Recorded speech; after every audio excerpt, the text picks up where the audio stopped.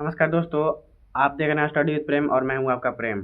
आज फिर से क्लास 10th की हिस्ट्री चैप्टर 1 के पार्ट 3 में आप सभी का स्वागत है। अगर आपने अभी तक पार्ट 1 और पार्ट 2 को नहीं देखा है तो जल्दी से जाकर देख लें, क्योंकि आज हम वहीं से शुरू करने वाले हैं। तो बिना किसी समय गंवाए वीडियो को स्टार्ट करते हैं। चलिए कॉपी पे। हम सामने ये सारी चीज़ें पढ़ ली थी पिछले पिछले वीडियो में, तो चलते हैं अपनी न्यू वीडियो तरफ। देखिए पार्ट 2 इटली का एकीकरण पढ़ ही लिया था हम लोगों ने। अब इसके बाद पढ़ना था हमें जर्मनी का एकीकरण। तो जर्मनी जैसे कि एक देश है, आप सभी को पता है कि जर्मनी एक देश है। जर्मनी का एकीकरण, एकीकरण का अर्थ मैंने बता ही दिया था आप सभी को। तो चलिए आगे बढ़ते हैं। एकीकरण का बाधक तत्व है, मतलब एकीकरण में बाधा क्या क्या चीज़ें थी जो बाधा लाती थी। फर्स्ट, भौगोलिक रूप से लगभग 300 इकाइयों में विभाजित जो जर्मनी था, चलिए आपको बताते हैं। जर्मनी था पहले, एकीकरण से पहले वो लगभग 300 भागों में बटा हुआ था। इसी के कारण एकीकरण में बाधा आ रही थी। दूसरा, उत्तरी जर्मनी प्रोटेस्ट एवं दक्षिणी जर्मनी कैथोलिक बाहुल्य। तीसरा, राष्ट्रवाद के प्रारंभिक भावना का अभाव। चलिए इसको समझ लेते हैं अब। जर्मनी के उत्तर और दक्षिण के लोगों का धर्म अलग अलग था। जर्मनी के उत्तर में ज्यादातर रहने वाले लोगों का धर्म प्रोटेस्टेंट था, जबकि जर्मनी के दक्षिण में रहने वाले ज्यादातर लोगों का धर्म कैथोलिक था। दोनों क्षेत्रों में अलग अलग धर्म होने के कारण दोनों क्षेत्रों के लोगों में एकता कम थी, इसलिए जर्मनी के एकीकरण यानी जर्मनी का एक देश बनना आसान नहीं था। उस समय जर्मनी के लोगों में राष्ट्रवाद की भावना बहुत कम थी। वो लोग केवल अपने छोटे छोटे राज्य को ही अपना मानते थे, बाकी पूरे राष्ट्र को अपना नहीं मानते थे। एकीकरण में सहायक तत्व। फर्स्ट, नेपोलियन का सैन्य अभियान एवं राइन राज्य संघ की स्थापना। सेकंड, बुद्धिजीवियों यथा हिगेल, कांट, हम्बोल्ट आदि की राष्ट्रवादी विचारधारा का प्रभाव। थर्ड, शिक्षक छात्र संगठन ब्रूसन सैफ्यूट मेटरनिक का दमनकारी कानून कालसवाद एवं व्यापारियों की संस्था जॉलवेरिन का योगदान। फोर्थ, विलियम एवं बिस्मार्क का अविर्भाव। चलिए इसको समझ लेते हैं अब। नेपोलियन जो कि बहुत अच्छा शासक था, उसने बहुत सारे छोटे छोटे राज्यों को आपस में जोड़कर राष्ट्रवाद की भावना जगाई और राइन संघ की स्थापना की। सेकंड, बुद्धिजीवियों का योगदान। हिगेल, फिस्टे और हर्डर जैसे विचारकों ने लोगों में राष्ट्रवाद की भावना फैलाई। छात्र संगठन, व्यापारिक संघ और मेटरनी के दमन से लोग प्रभावित हुए और प्रभावित होकर एकजुट हुए और बिस्मार्क के नेतृत्व में जर्मनी का एकीकरण पूरा हुआ। अब आगे बढ़ते हैं। बिस्मार्क एवं जर्मनी के एकीकरण। फर्स्ट, जर्मन डाइट में प्रशा का प्रतिनिधि एवं निरंकुश राजतंत्र का समर्थक। सेकंड, सैन्य शक्ति के महत्व को समझते हुए लौह एवं रक्त की नीति को अपनाया। 1864 में के ऑस्ट्रिया के साथ मिलकर डेनमार्क को पराजित किया। डेनमार्क 1864, ऑस्ट्रिया 1866 और फ्रांस 1870 से 71 के विरुद्ध युद्धों में जीत हासिल की। स्लेस्विंग पर जर्मन अधिकार एवं जर्मन बाहुल्य होल्स्टीन पर ऑस्ट्रिया का प्रभुत्व माना। यह उसकी कूटनीति चल रही। आगे बढ़ते हैं।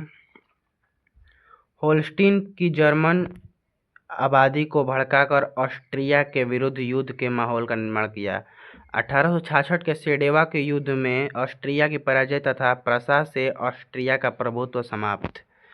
दक्षिण जर्मन राज्यों में हस्तक्षेप एवं स्पेन की राजगद्दी के सवाल पर फ्रांस से युद्ध के माहौल का निर्माण किया बिस्मार्क ने।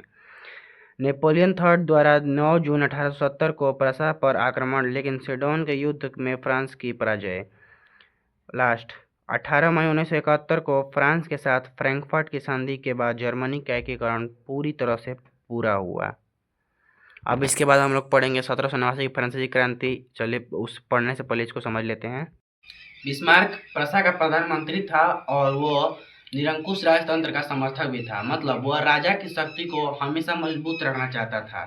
सैन्य शक्ति के महत्व को समझते हुए बिस्मार्क ने रक्त और लौह की नीति अपनाया, मतलब वह भाषण से नहीं बल्कि युद्ध और सेना से जर्मनी का एकीकरण करना चाहता था। 1864 में ऑस्ट्रिया के साथ मिलकर बिस्मार्क ने डेनमार्क को पराजित किया, मतलब वह अपना पहला युद्ध जीतकर कुछ क्षेत्रों पर अपना अधिकार बनाया।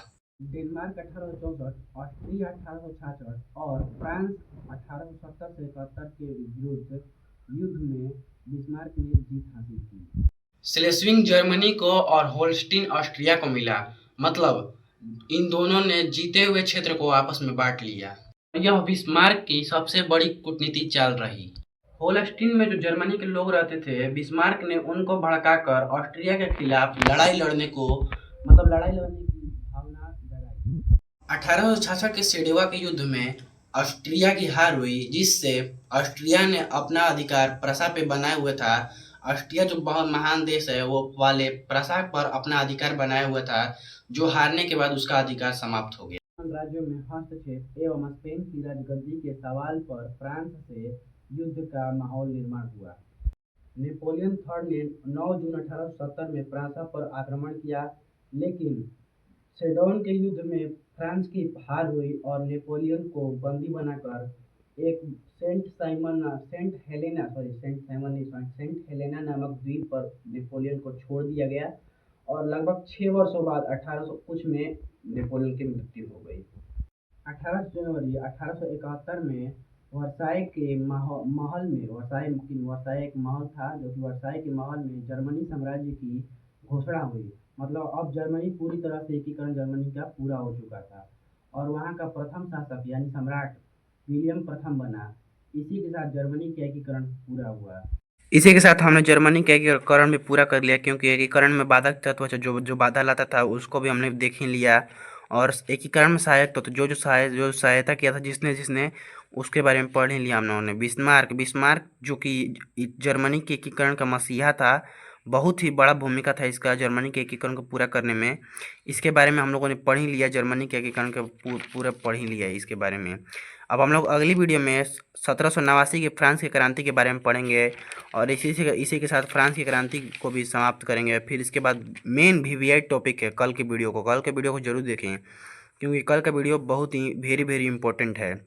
ये सवाल मैट्रिक में बिहार बोर्ड में हमेशा हर साल इसमें से कम 2 नंबर का क्वेश्चन हमेशा आता है, हमेशा।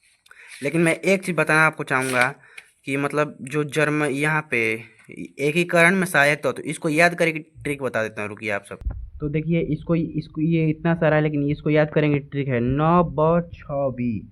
9 का अर्थ नेपोलियन, ब का अर्थ बुद्धिजीवी मतलब हीगेल और कमोट, हम्बेल्ट और हर्डर और फिस्टे, और 6 का अर्थ है छात्र संगठन, और वी का अर्थ है विलियम एवं बिस्मार्क का अभिवार्व।